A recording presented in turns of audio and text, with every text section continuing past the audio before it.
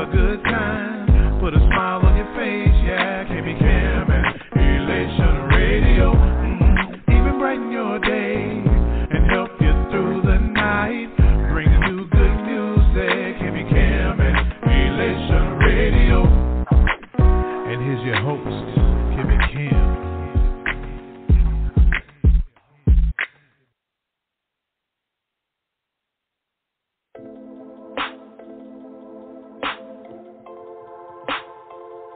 Lady Michelle Austin.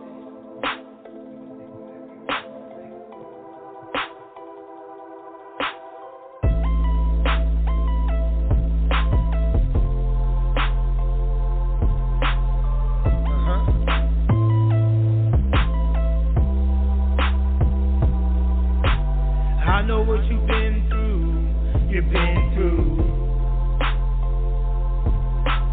Don't think that it's only you. Only you. Yeah. Pick your head up, get up. It's only right. Take back your life. Pick your head up, get up. Take back your life. And come and talk to me. Speak your peace. Speak your peace. Speak your peace. Come and talk to me. Speak your peace. Speak your peace. Out loud. Speak your peace. Come and talk to me. Speak your peace. Speak your peace. Out your mouth. Hey, speak your peace. Come and talk to me. Speak your peace. Speak your peace. Speak your peace. I know that you're in pain. You gotta love yourself enough to make the change. Yeah. Your atmosphere, yeah, and take away the power of your fear. Pick your head up, get up. It's only right. Take back your life. Pick your head up, get up. Take back your life and come and talk to me. Speak your peace. Speak your peace. Speak your peace, come and talk to me. Speak your peace, speak your peace, out loud. Speak your peace, come and talk to me. Speak your peace, speak your peace, out your mouth. Hey, speak your peace, come and talk to me. Speak your peace, speak your peace, speak your peace. Hello, Thriver Nation. How's everybody tonight?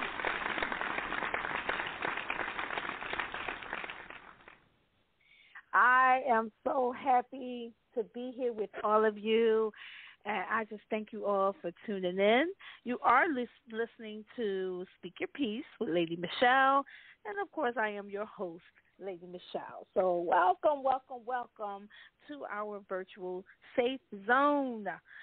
You guys are in for a treat tonight. You're in for a treat. I'm so excited. But let me just excuse me. I'm getting all choked up here. First, let me let you know, of course, this platform is centered around the education of domestic violence, toxic relationships, the different forms of trauma. We talk about self-love. We talk about finding a voice. And this is just to name a few things. We have all kinds of topics on this show just to make sure that we touch every area of your life. And Speak Your Peace with Lady Michelle was designed with each of you in mind, and we designed it to enlighten you, to educate you, to inspire, and to empower you, right? So, y'all know what time it is. We got to give our disclaimer.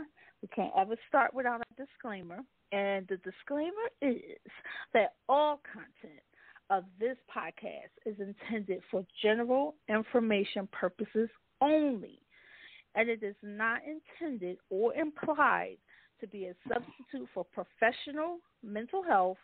So professional mental health. I kind of took a pause there, but don't substitute it for professional mental health, trauma advice, or therapy sessions.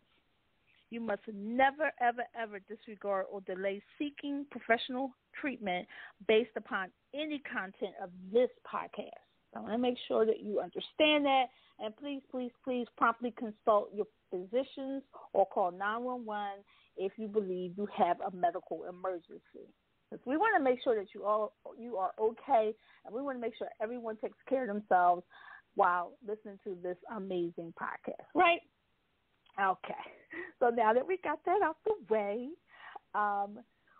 you're in it for a treat, like I said, tonight. We have just an amazing person here. Well, you know, all of our guests, because everybody who comes on Speak Your Piece is amazing. But we have a special, special amazing tonight. And she is none other than Dr. Kia Everett. And I'm so excited to have her with me tonight. I've worked with her on some great projects, and I've been a guest on her show before, and I've just had the pleasure of being in her presence while she drops pearls of wisdom, while she helps you process through different traumas and things that you've gone through in your life. But why wouldn't she do that? Because she's an award-winning mental health therapist, and she is also an apostle. She is also a consecrated bishop, a senior pastor, and she has over 25 years of experience. And I always get this part wrong, so I'm going to let her correct me on this.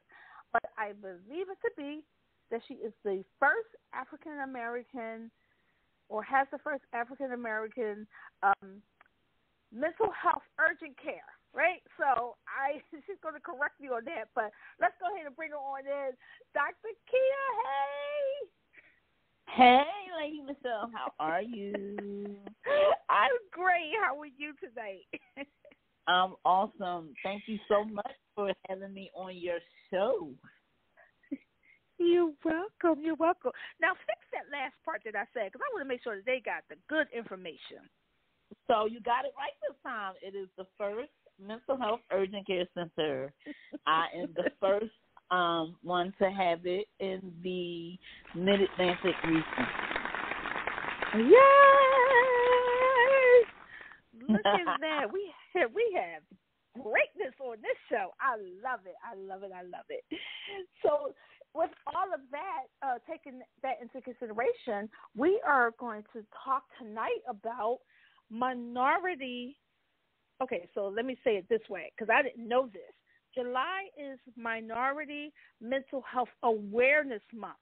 So we're going to talk about that tonight. We're going to dive into that, right? And here's the thing. I didn't know what was going on.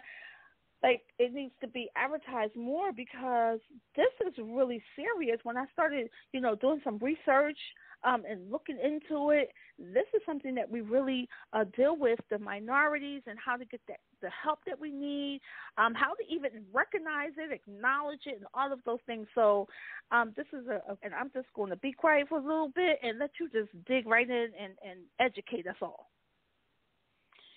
Sure. So, again, thank you so much for having me, and thank you to all of your listeners.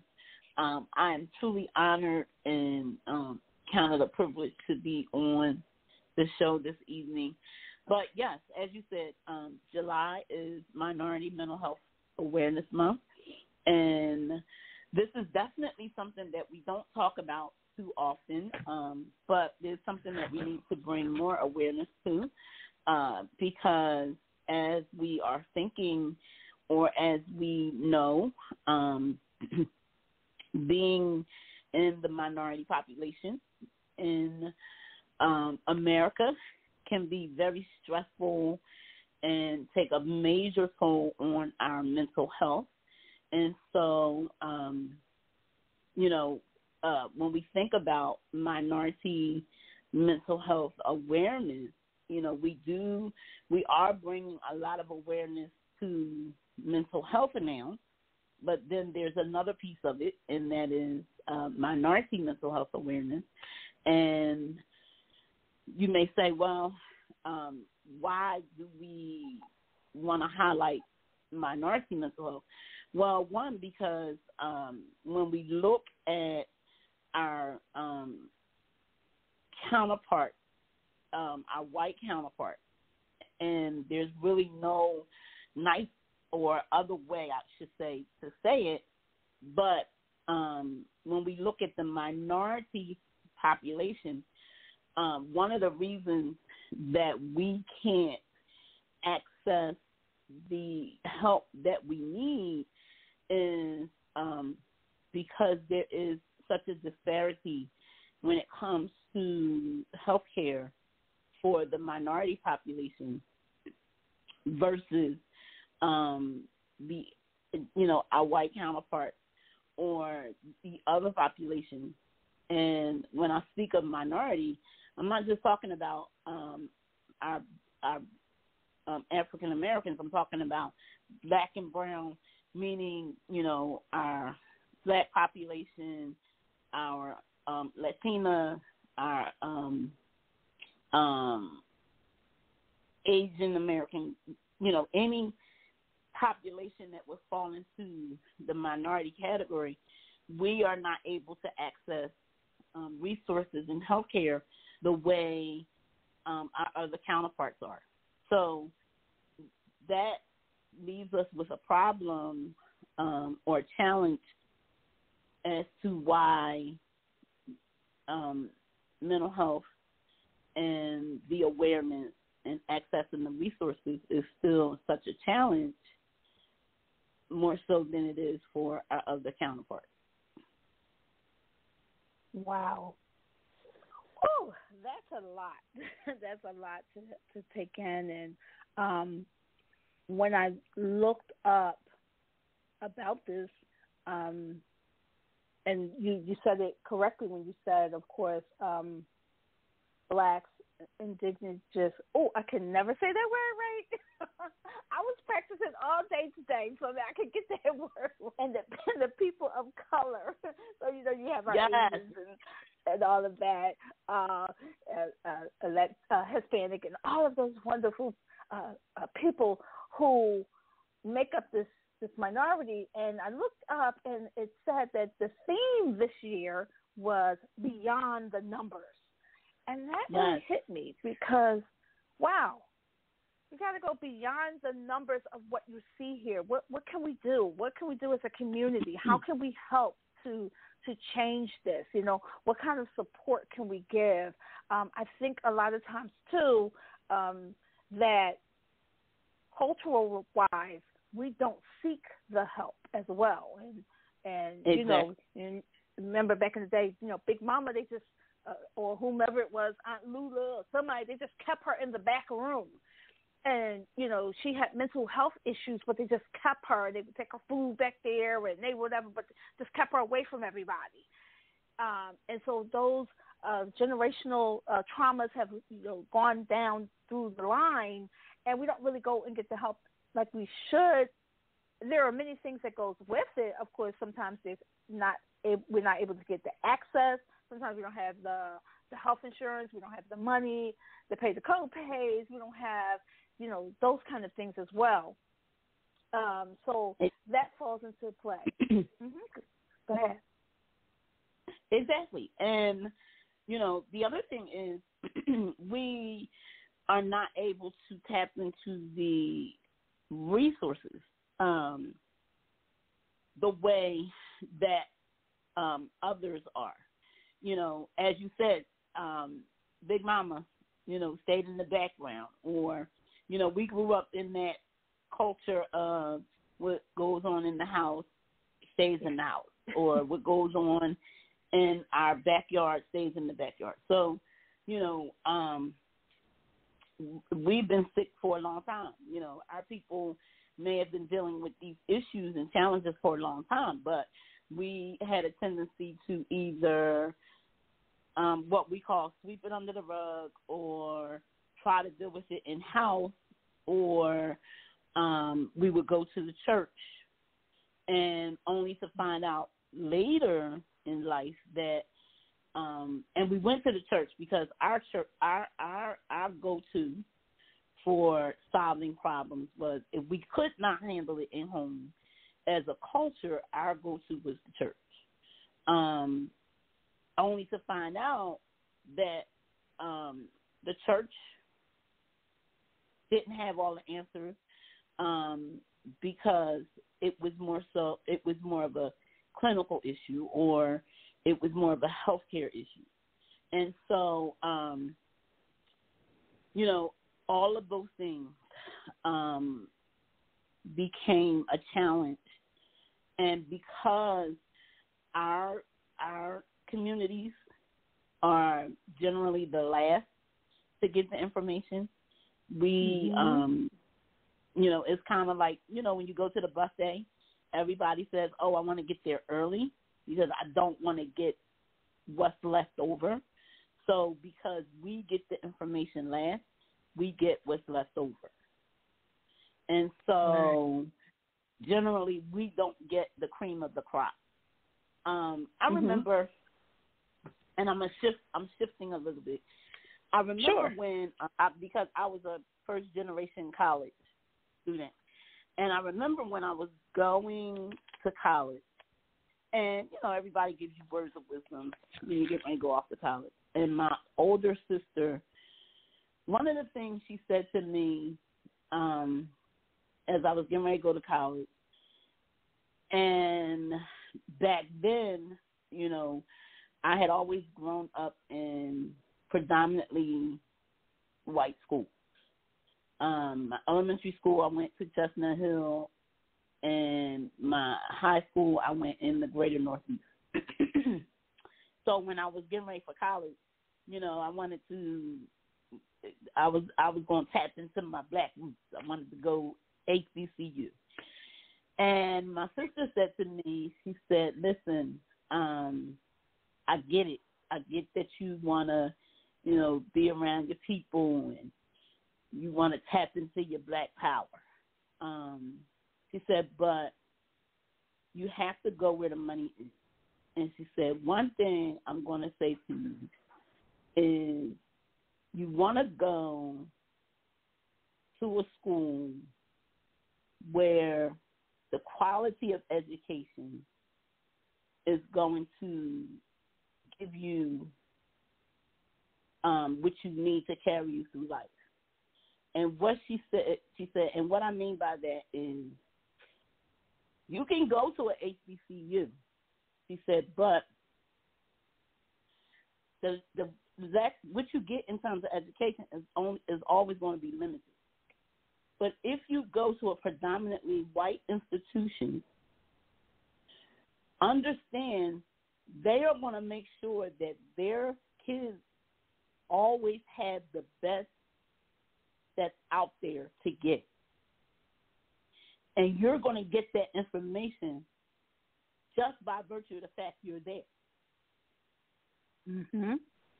So you're going to benefit by default because they're going to always make sure that their children get it. But if you limit yourself, you're only going to get what they allow us to get. And so I ended up getting accepted to Westchester University. And I went to Westchester University. And those words stuck with me because even as I've grown up and I watch, there is a major disparity, whether we want to admit it or not, whether we want to talk about it or not. There's a major disparity of what we get as a culture versus what other people get. And everything we get, we have to research, pull it out, fight for it, inquire about it, and we have to go after it.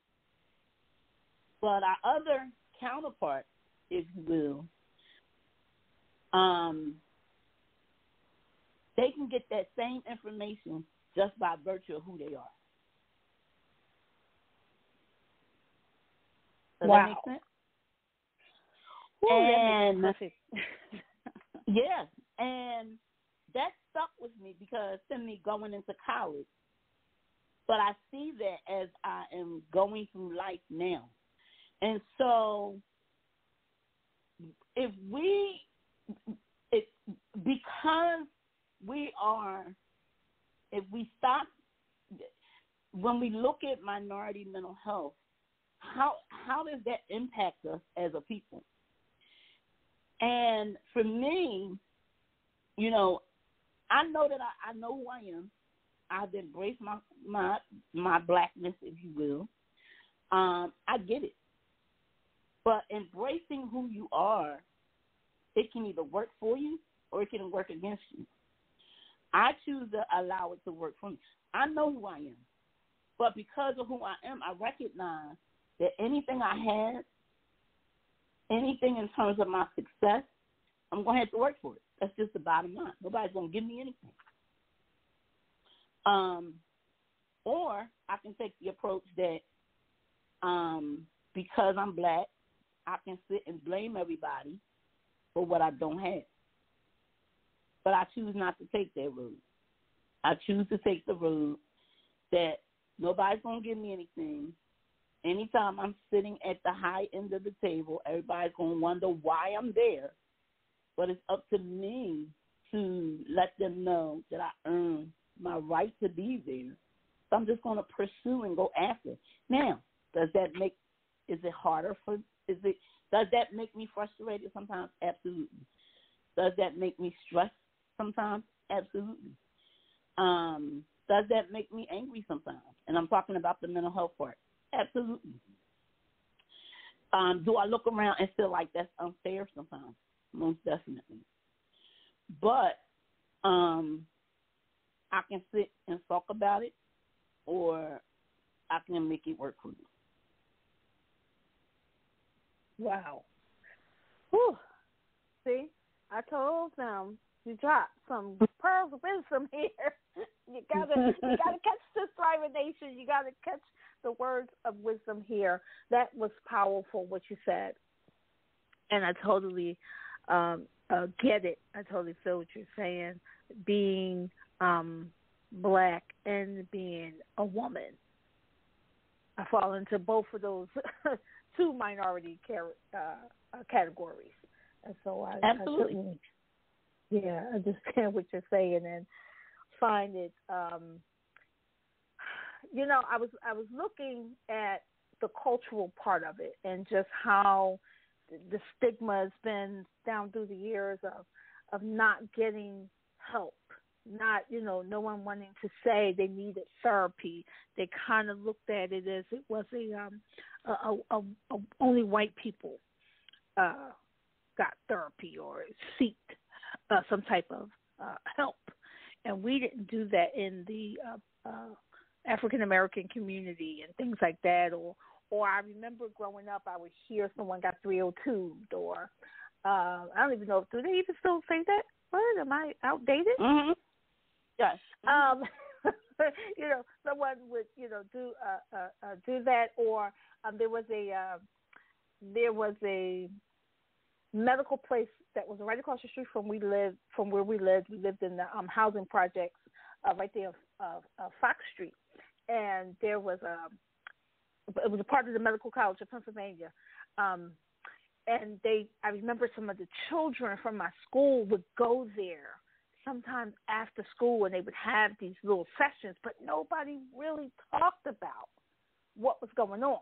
And I think now they have the ADHD and all of those different things now that they talk about even more. But back then they would just kind of like slide your child into these little programs, and they weren't really talking about it in our communities. And so I'm really happy to hear you talk about this, and the more that we get this information out, they have a whole month of bringing awareness. It's so good because we really need to get our people the help that they need. We've got to figure out a way to do this. These numbers are staggering that I saw when I looked up some things, some facts, and they had some recent studies that suggested that 14% of Native American and Alaskan Native American had both mental and substance abuse disorders. 16% of those who identified as Black or African American have been diagnosed with mental health condition in just the past year. I mean, it was just these numbers are alarming, and I'm sure it goes on and on because you have people who don't come forward So they only have numbers of those who actually come forward. Imagine the people who are sitting in your home, sitting in your community, sitting in your churches, sitting on your job, who don't even go to get diagnosed. Absolutely. So we have to begin to normalize that it's okay.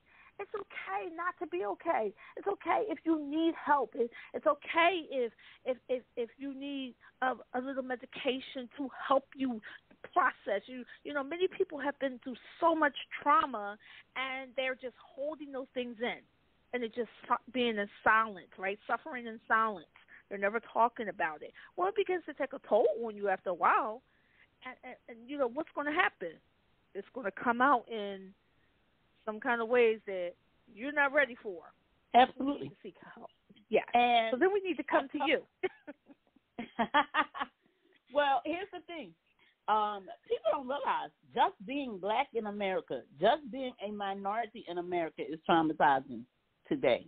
Woo. Woo. Okay? We don't even have to talk about the traumas that people are accustomed to. And when I say the traumas that people are accustomed to, I'm talking about war, rape, molestation, those type of things. I'm talking about just walking the streets of America is traumatizing because, when you leave your house today, one piece, that in itself is, we used to call it a blessing. No, we done bumped it up. It's a miracle now. And trauma that's associated with, let me make sure I tell everybody I love them. Let me make sure, I got my location on in case, like, that's traumatizing because 10 years ago we didn't have to do that. Right. People are now suffering with literally what looks like OCD because it's like, I got to make sure my windows are locked. I got to make sure my doors are. Back in, 10 years ago, if you didn't remember if you locked the back door, you were like, oh, it's no big deal. Nobody's going to bother. Especially if you were in a neighborhood that you knew everybody.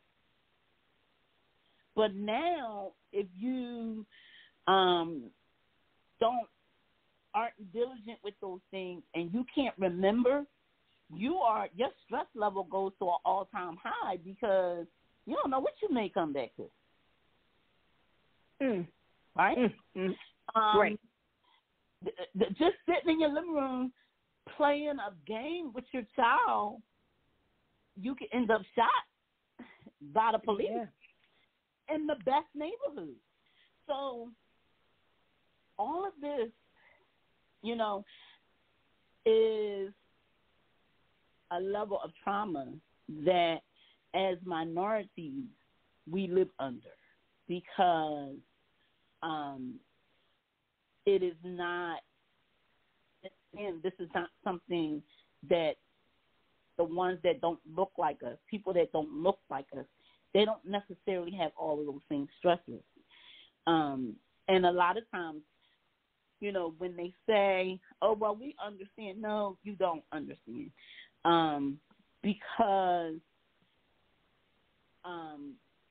my son, my only son, who is a black male, he's driving a car. As a parent, I have to literally pray every single day. God protect him, keep him safe. There's a certain level of concern that I have when my African-American son is out in the street of society that I'm sure a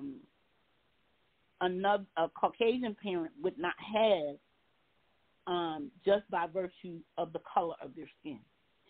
And we don't like to think that, but that is our reality. Because one wrong move, my son could end up dead. Somebody else's son could walk away. Wow. That's real deep right there. And that is something to think about. And the unfortunate part, and I'm gonna use this to transition into another question, but the unfortunate part is it's even happening to our young African American daughters now too. It Absolutely. used to be that only the males that we were concerned about, but there have been many reports and many videos and things like that have surfaced with the young ladies. And Lady Michelle, let me say this. When I say about my son, and, I just want to put this out here because a lot of times when we see on the news about our young boys or young men that are being victimized, the first thing we say is, oh, well, they were in that lifestyle. But my son is a straight A student and is a Harvard student now. He is going into his second year of Harvard. Now, my son graduated from Upper Darby High School. He was vice president of his class. He was to be the representative on the board. So to serve in that position, and so he was at all of the school board meetings, and he did a whole bunch of stuff. He was and all of those kinds of things. When he graduated, he had scholarships. Now, this was just 2 years ago. He did all of this through COVID, and he was, I think, the first student that went to Harvard, 3 of Upper Darby High School. Wow. Okay? So, as a parent, as a black parent, yes, I'm concerned about my son because I have to worry about the students who are, first of all, jealous. I have to worry about people setting him up. I have to worry about all of those things because my son, as a black male, went to Upper Darby High School, which is a predominantly white school in the Upper Darby Township, which is known for racism, and did something that he wasn't supposed to do as a black male. Right. Okay? And not only was he not supposed to do it, he did it with flying colors. And it's still the talk of the town. Okay? And so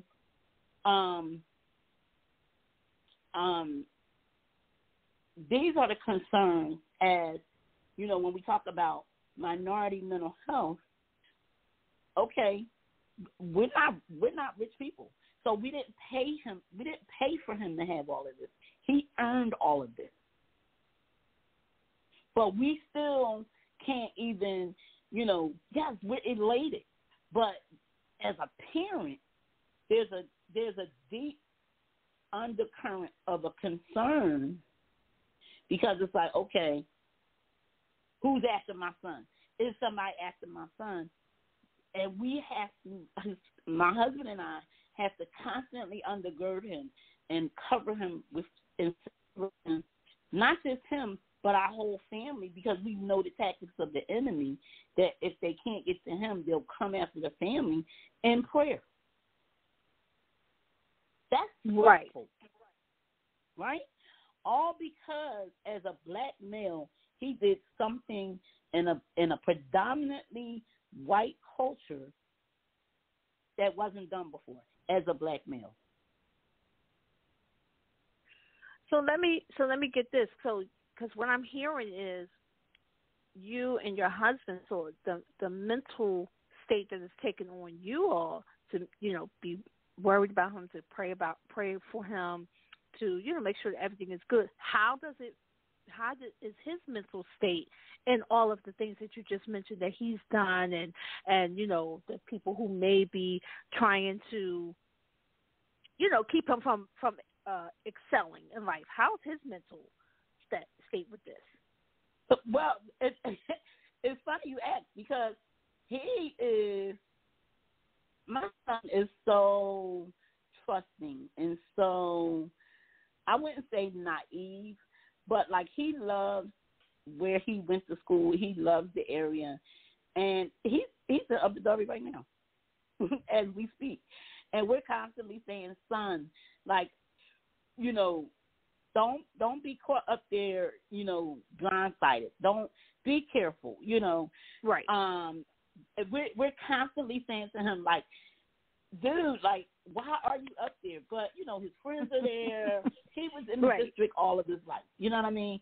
And we get it. We understand. But we're constantly saying, like, come on, like, give us a break. So, you know, our family has relocated, and we felt like we could kind of woo-side because once they all graduated, we were kind of like, okay. But he loves it up there. So it's just like my husband and I are constantly saying, this boy is going to drive us crazy. Right. Got it. He got you, you know, extra praying, right? Right. But, you know, we get it.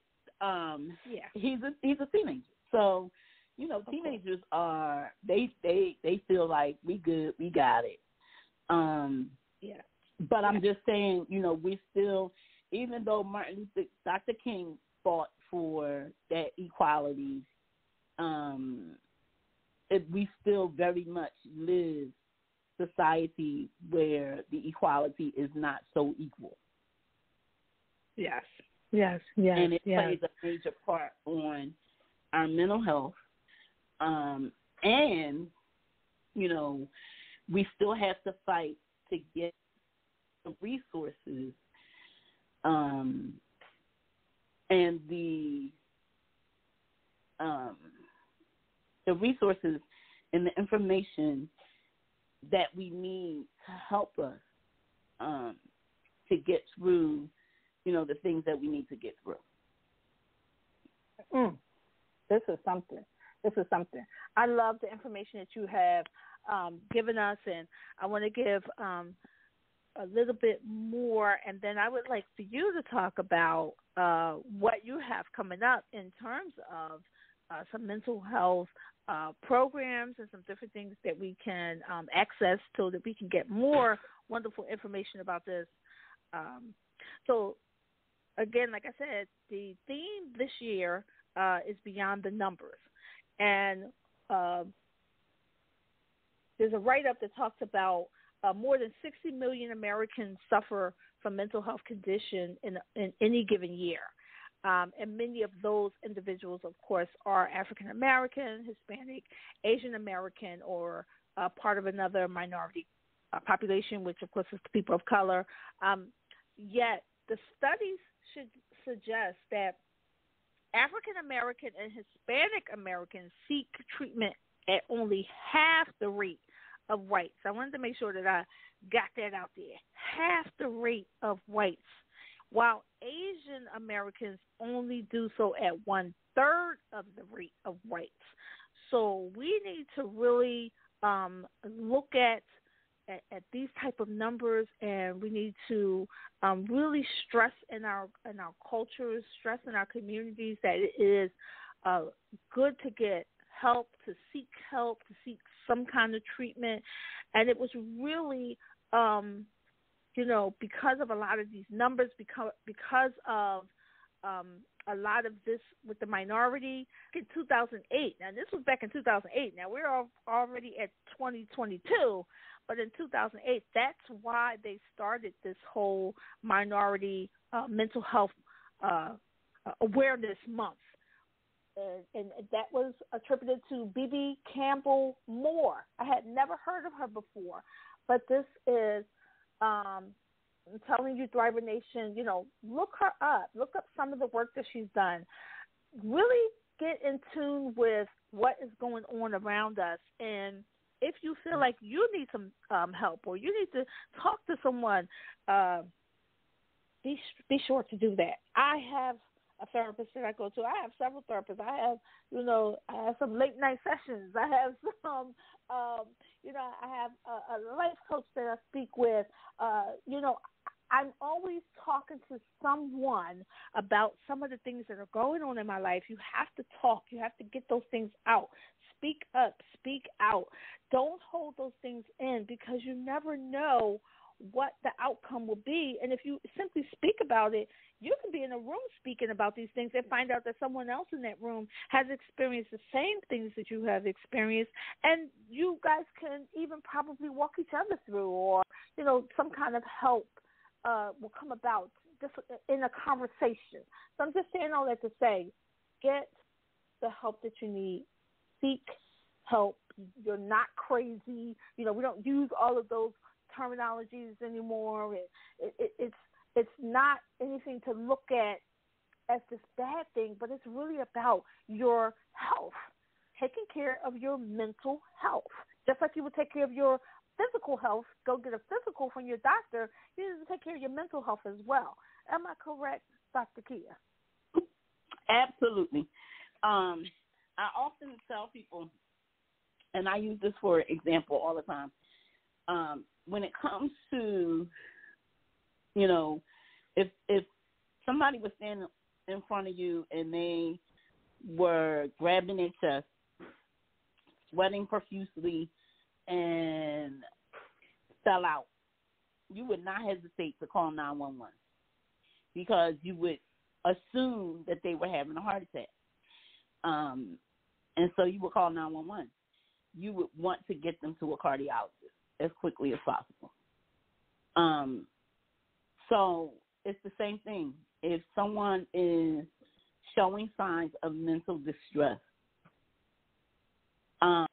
let's call. Let's be proactive. Let's not assume they're going to be okay. Let's get them some help. If you yourself are showing signs of mental distress, things are becoming overwhelmed, you're feeling sad, you're feeling anxious, meaning you're feeling worked up, you can't calm down, whatever the case may be, get some help. It's okay to say that you're not okay. It's not a shameful thing. We are living in a society now where people are just not okay. You turn on the news, you're not okay. You're not okay with what you see. You're not okay with children being shot. You're not okay with schools being gunned down. You're just not okay. If you are human, if you have any sense of humanness in you, you are not okay with the things that are going on in this world. And it's okay. So get some help. Exactly. Do you find that there is, I know we talked about people of color. What about the disparities mentally wise in the work world? I know we talked about the other things in the community and things like that, but in the work world, I find that even as an African American woman, and so those are two minority pieces that I fall into, there I see some disparities in the work world. And it messes with my mental health. Yes, absolutely. And that's a major challenge, because, you find that many times in the work world, I know for me, when I first started in this field many, many years ago, I was very, very young. I graduated grad school. I was 26. So that was a triple minority for me, because I was black, I was female, and I was young. So, I was given a hard time, okay, especially by, and believe it or not, the ones that gave me the greatest opposition were middle-aged white women. And I don't know, I was like a triple threat to them. And so that was really difficult. And so we find that, and even in the work of ministry, you find that women, African American women, are sometimes not paid the same as maybe men, or let's say in the ministerial world. Ministry is a male dominant field, and so when you have, you still have people who believe women shouldn't be in ministry.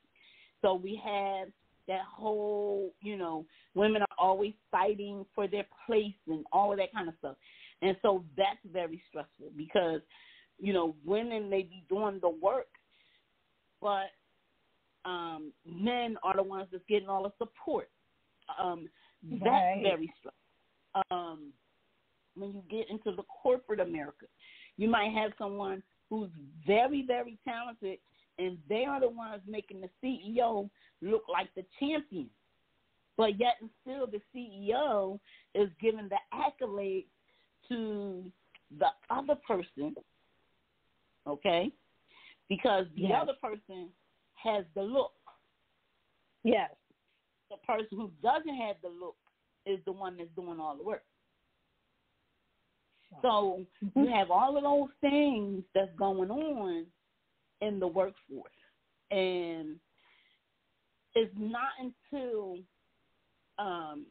we understand, and I tell people this all the time, as a coach, as a mental health therapist, I tell people all the time, they will never, and when I mean by they, whoever they are, they will never make you feel like you deserve to be where you are. Right. But you have to know that you earned your seat at the table, in the office, wherever. Once you understand that you deserve to be there, it's your job to make them know that you deserve to be there. Because if you wait for them, they'll never make you feel like you earned it. It's up to you to let them know. Does that make sense? Right. Wow. Because think about it. Just like Obama. Obama was the president. And even while he was in the White House, everybody was still trying to come up with reasons why he shouldn't be the president. He was already the president. That didn't make sense. And there was nothing anybody could do unless he did something against, unless he did something to get impeached. Right? Mm-hmm. But they were still trying to find reasons why he shouldn't be the president. That didn't make sense. So they were never going to acknowledge that he deserved to be the president. If for no other reason but because he was voted in. Woo. Wow. Okay? So, but guess what? He's the only president that we can say to date that was in office for 8 years without a scandal, without any, basically, he got out of president 8 years and was able to get out with a clean sweep. Right. And they still trying to find stuff. Yeah. Right? So he knew that they didn't want him there, but he knew that it was the burden was on them to prove why they should be there. Exactly. So what I'm saying is, because we know that they, whoever they are, will never make us feel like we are good enough. They will never do it. To let them know, you don't have to like the fact that I'm here. But whether you like it or not, I'm here. And it ain't nothing you can do about it. Wow. Oh, I tell you, again, you done hit the nail on the head, okay? Oh, my goodness, I'm looking at the time, and I tell you, we could probably be here like another. Yeah, we could probably be like another 2 hours because it's so much information, and it's just so really good talking with you. And we'll have to absolutely bring you back for another time, and we'll continue our courageous conversations with you. But I want you to really quickly let the Thriver Nation know you have something that's coming up. Let them know how they can get involved with it, and then we're going to get ready to slide on out of here. Give them your info on how they can get in touch with you as well. Sure. So again, I'm Dr. Kia Everett, and so the first thing we have coming up is our annual mental health conference. That is October 22nd, and that is in Springfield, Pennsylvania at the Springfield Country Club. And all of that information is on all of our social media, Facebook, Instagram, TikTok, and all of that. And so they can get information. We are also on Eventbrite. And so the theme for this year is Rise Up. So we're going to be talking about rising up from basically anything that has held you down. You can rise up from it. And so that's this year, October 22nd. The second thing that we are doing is a community outreach, and that is we're calling it The Scoop. And so we're partnering with Rita's Water Ice, and we're doing that right before school. We're giving out food supplies to the first 100 guests or students, I would say, and we're going to be giving out the scoop. And so the scoop about mental health, how to read those individual the IEPs, the individual education plans for the students as they're going back to school, helping parents know how to advocate for their kids. We're going to be giving out the scoop. And so they can get their water rights. We're going to give them some food supplies and, help them to prepare for the school year. And that is on August 22nd. And that will be in Claymont, Delaware. Okay? And we do have some other things coming up. If anyone is in need of services, they can reach me via my website, which is www.drdrkia, K-I-A, worldwide.com, drkiaworldwide.com. Also, you can find me, I'm giving you my ministry, at Finding Your Way, Mental Health Urgent Care. Finding Your Way, Mental Health Urgent Care. And so that's how they can find me. And I'm on all social media platforms under Dr. Kia. Amazing, amazing, amazing. We talked about a lot tonight, a lot. I want to make sure that we give a phone number. I know that we talked about the mental health. They have a way to get to you, and then also there is the suicide prevention number as well. So my phone number is 833-646-42. 833-646-3342. Okay? Got it. Now, the suicide hotline, they just dropped a new hotline where all they have to dial is 988. They can text it, 988. Wow, that's beautiful. And yes. They'll be able to get in touch with somebody 24/7, 988. Awesome. That's great. Okay. Well, Dr. Kia. Now, let me give this 1-800 number for those that don't have access to text.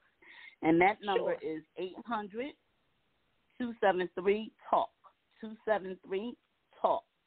That's the 1-800 number for suicide. But for those that have, access to texting, they can just text that 988 for suicide prevention. Awesome. Thank you, Dr. Kia.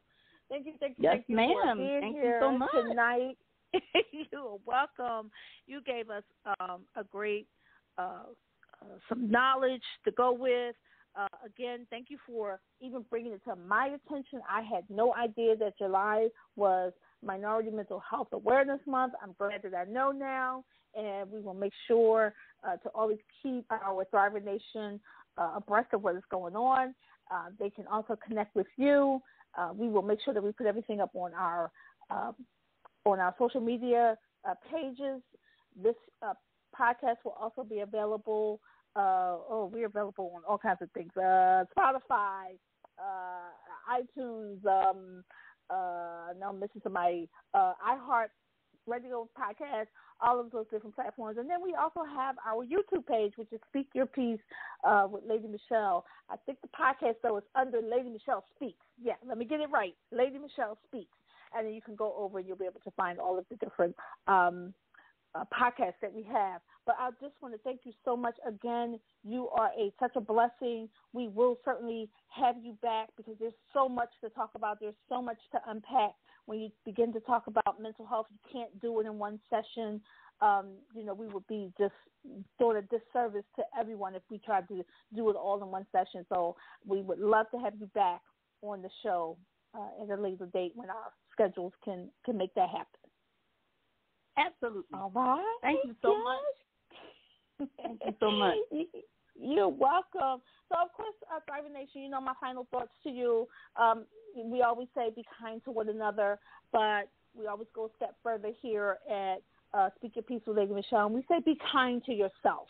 And don't ever forget that you are no longer a victim. You are more than a survivor. You are a thriver. You know this is what we live under. This is our mantra. This is what we teach all of everybody who comes through any platform that Lady Michelle Speaks is on, whether it be our Heal and Rebuild Unbreakable Spirit organization, which we deal with domestic violence and toxic relationships, child abuse, trauma, all of those things. We help you through that. We assist you with things that fall under that umbrella, and, of course, through this podcast as well. And so I certainly do thank everyone, each and every person, for tuning in. If you guys didn't tune in, we wouldn't have a show. And so I thank you all for taking the time out each and every week to listen to what we have. And you can always email me, LadyMichelleSpeaks@gmail.com, if you have certain things that you want to talk about, certain topics that you want to talk about that we have not covered. Please be sure to send me an email or, find me on social media. I am under Michelle Jones-Austin on Facebook, Instagram, Lady Michelle Speaks, Twitter, Lady Michelle Speaks. You can find me on LinkedIn, Heal and Rebuild. So we're on all of the major platforms, and just let us know what you want to talk about, and we'll make sure to get it. And so before we get out of here, I want to remind all of my thrivers, when you love yourself, you are healed. And when you are healed, you are loved. Thank you again for tuning in. I'm going to see y'all next week. Of course, we're going to have another amazing guest, and we want to give another shout-out to our Dr. Kia. Thank you so much. I love you all. Have a great week. Good night now. Good night.